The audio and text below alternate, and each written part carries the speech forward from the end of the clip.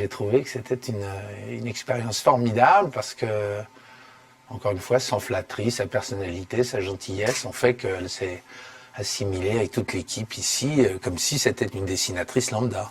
Et puis moi, j'ai été très très séduit aussi par son coup de crayon, qu'on verra peut-être tout à l'heure, et la façon dont elle dessine, qui est absolument extraordinaire.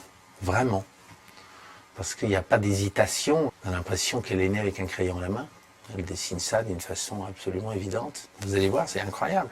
Parce que je veux absolument que les gens puissent voir son talent et c'est très particulier. J'ai vu beaucoup de dessinateurs, j'en ai rarement vu comme elle, qui travaillent vraiment dans l'instantané et d'un coup.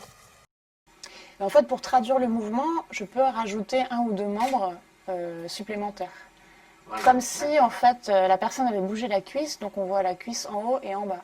Et souvent, en fait, on me dit que mon passé d'élève des beaux-arts, mon passé de dessinatrice n'a absolument rien à voir avec mon métier d'actrice, mais ici, au contraire, on est traversé par des émotions quand on dessine. J'essaie de pas trop m'attarder à rendre un visage particulièrement joli.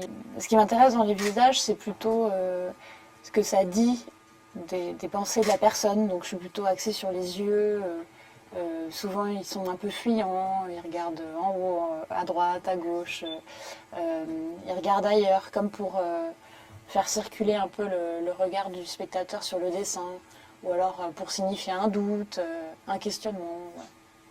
Ouais. Je fais tout de mémoire, j'essaye de ne pas gommer, de m'imposer l'absence de gomme, de rebondir à partir de mes bêtises. Ce sont mes dessins les plus intimes. Alors c'est toujours très étrange d'imaginer ça sur des rideaux chez des gens.